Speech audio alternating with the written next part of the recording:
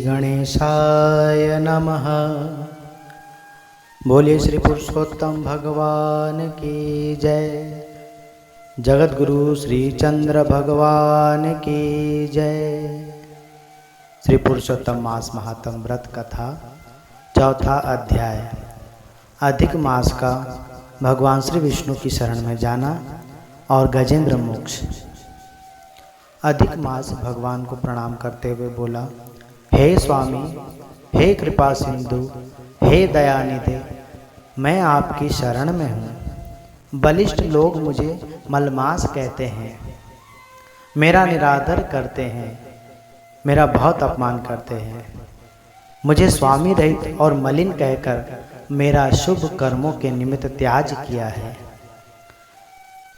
हे दीनवत्सल भगवान, कंस की कोप अग्नि से जिस प्रकार आपने वासुदेव की पत्नी देवकी की सुरक्षा की, वैसे ही आप मेरी रक्षा क्यों नहीं करते? जरासंध के बंधन से जिस प्रकार आपने सभी राजाओं को मुक्त किया, उसी तरह मुझ शरणागत की रक्षा क्यों नहीं करते? हे दीनवत्सल स्वामी, ग्राहक के मुख से जिस प्रकार आपने गज को मुक्ति दिलाई, हे प्रभु, शरण में आने वाले मुझ दीन की रक्षा क्यों नहीं करते? इस प्रकार कहकर उदास मुख लेकर श्री भगवान विष्णु के समक्ष बैठ गया। ग्रह और गजेंद्र मोक्ष प्रसंग। एक ऋषि थे त्रिनोद नाम के। उन्हें देवहूति नाम की एक कन्या थी और देवहूति का विवाह कर्दम ऋषि से हुआ। उनके घर में 2 पुत्र हुए, जिनका नाम जय और विजय था, और तीसरे पुत्र का नाम कपिल रखा।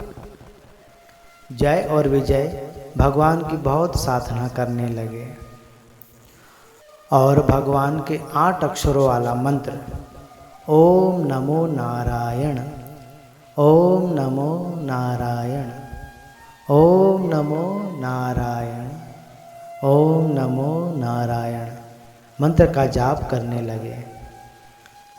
एक बार उनके पड़ोसी राजा, जिनका नाम मृतज्ञ था, उन्होंने यज्ञ करने का विचार किया तथा जय और विजय को बुलावा भेजा।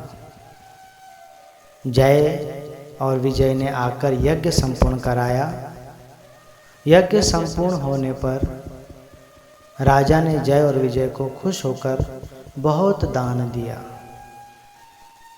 धन आदि पाकर जय और विजय बहुत प्रसन्न हुए। दान पाकर वह आपस में बांटने लगे, पर विजय ने धोखा करते हुए अधिक धन स्वयं ले लिया और थोड़ा सा धन अपने भाई जय को दिया। यह देख जय ने अपने भाई को क्रोधित होकर श्राप दिया कि तूने मुझसे धोखा किया है, इसलिए जा, तू मगरमच्छ बनेगा। श्राप सुनते ही विजय को भी क्रोध आ गया। विजय ने विजय को श्राप दिया कि तू भी हाथी बनेगा। फिर जय हाथियों का राजा गजेंद्र बनकर अपनी हथिनियों और बच्चों के साथ त्रिकुट नामक पर्वत पर रहने लगा।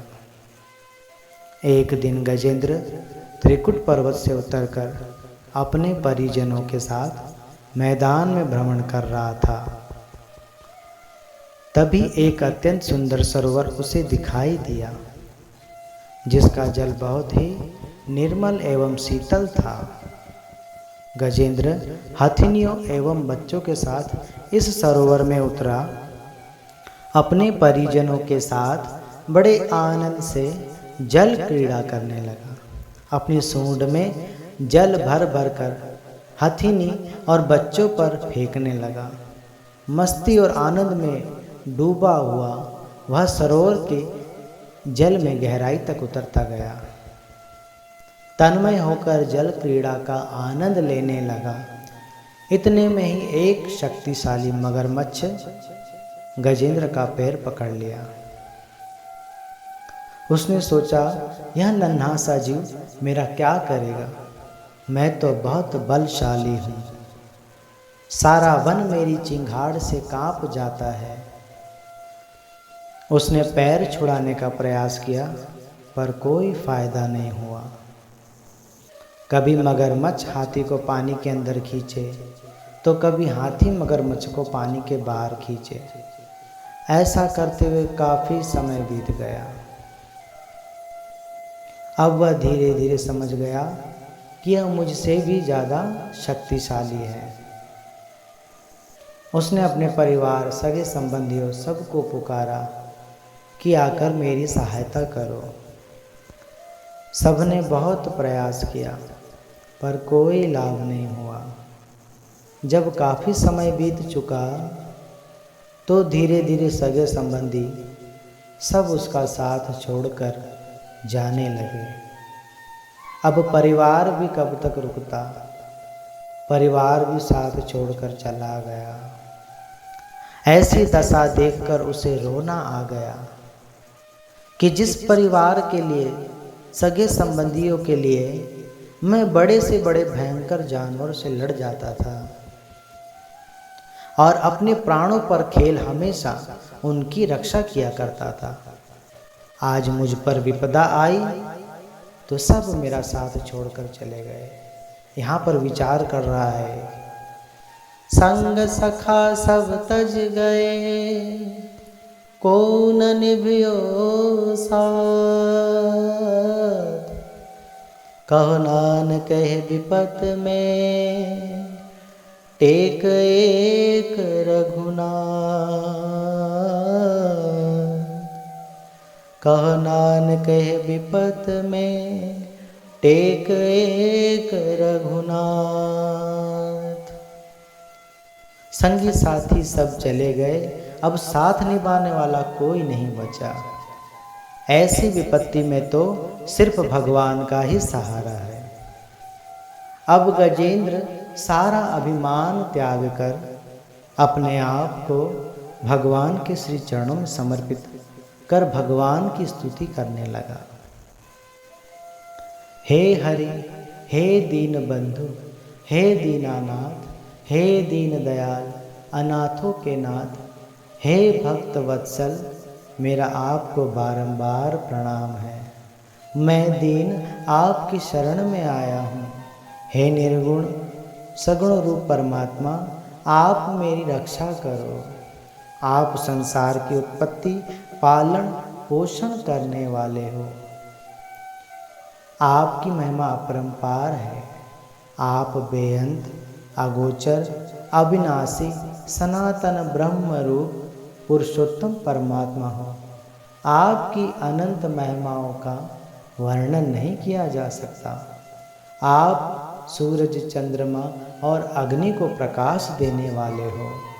हे वासुदेव, आप सबके हृदय में बसने वाले, सर्वशक्तिमान, सर्वसमर्थ, भक्तों के भय हरने वाले, आपके चरणों में मेरा बार बार प्रणाम है। बड़े बड़े ऋषि मुनि ज्ञानी आपका भजन कीर्तन कर आपके परम आनंद में मग्न रहते हैं, पर फिर भी आपका कोई पार नहीं पाया है। हे शरणागत भगवान, अब मुझे आपका ही सहारा है। मुझे इस विपदा से बचाओ। आप मुझ पर कृपा करें और मेरी रक्षा करें। गजेंद्र की सच्चे भाव से स्तुति सुन अपने भक्त को व्याकुल देख श्री विष्णु भगवान गरुड़ पर आसीन होकर वैकुंठ धाम से तत्काल वहाँ पहुँचे। भगवान को अपने समक्ष पाकर गजेंद्र ने उस सरोवर से गुलाब का फूल तोड़कर भगवान के श्री चरणों में अर्पण किया। श्री विष्णु भगवान ने अपने सुदर्शन चक्र से मगरमच्छ का वध कर उसे मुक्ति प्रदान की और गजेंद्र को भी परम गति प्रदान की। इस प्रकार दोनों की मुक्ति हुई और भगवान ने दोनों को अपने वैकुंठ धाम में अपना द्वारपाल बनाया। गजेंद्र की कथा मनुष्य जीवन के लिए एक सर्वश्रेष्ठ उद्देश्य है। यह गजेंद्र और कोई नहीं, यह सांसारिक मनुष्य ही है। यह संसार एक सुंदर सरोवर है और मगरमच्छ मृत्यु का रूप है। मनुष्य संसार के सरोवर में गोता लगाते लगाते आनंद में ऐसा डूब जाता है, विषय विकारों और भोगों में ऐसा रम जाता है कि उसे मृत्यु का ध्यान ही नहीं रहता। और एक दिन ऐसा आता है जब काल उसे पकड़ लेता है। वह अपने आप को बचाने का भरपूर प्रयास करता है। परिवार वाले भी धीरे धीरे साथ छोड़ देते हैं। उस समय मनुष्य अपने आप को अकेला पाकर सिर्फ और सिर्फ परमात्मा को याद करता है, क्योंकि काल के भयानक मुख से मनुष्य को सिर्फ परमात्मा का नाम ही बचा सकता है और कोई नहीं। इसलिए मनुष्य को सदा परमात्मा का स्मरण करते रहना चाहिए। यहाँ पर गजेंद्र मोक्ष प्रसंग समाप्त हुआ। तब दया सिंधु भगवान श्री विष्णु बोले, हे पुत्र, तुम अति शोकाकुल क्यों हो रहे हो? आखिर वह दुख क्या है जिससे तुम व्याकुल हो रहे हो? किस बात का दुख है तुम्हें? तुम अब दुख को त्याग दो, मैं तुम्हारा दुख अवश्य दूर करूँगा। क्योंकि जो प्राणी मेरी शरण में आ जाता है उसके जीवन में कोई दुख नहीं रहता। तुम मृत्यु की कामना मत करो और अपने दुखों का कारण स्पष्ट करके कहो। नारायण बोले कि भगवान के ऐसे वचन सुनकर मलमास ने कहा, हे भगवान, आप आकाश की भांति संपूर्ण विश्व में व्याप्त हैं। आपसे क्या छिपा है? आप चर अचर सब में व्याप्त है।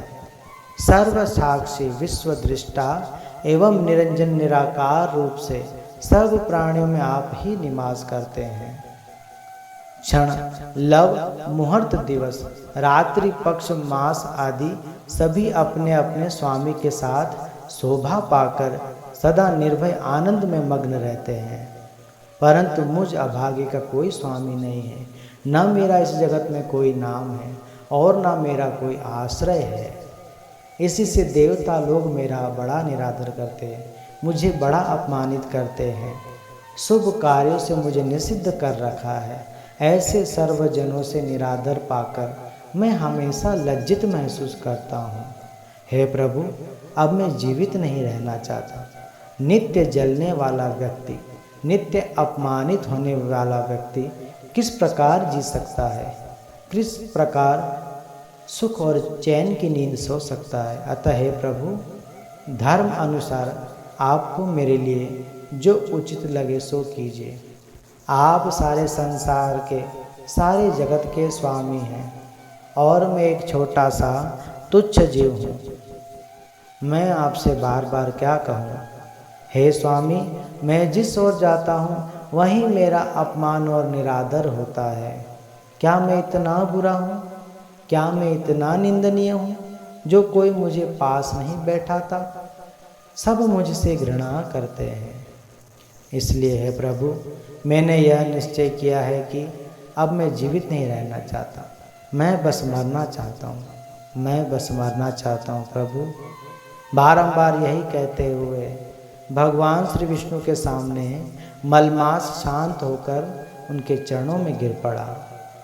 श्री नारायण कहने लगे, उस समय जब मलमास जो ही शांत होकर गिर पड़ा, भगवान श्री विष्णु दया से भर उठे। उसी प्रकार भगवान ने सुंदर वचन कहे। श्री बृहद नारदीय पुरुषोत्तम मास महात्म गजेंद्र मोक्ष श्री कृष्ण और मलमास बाबत चौथा अध्याय समाप्त।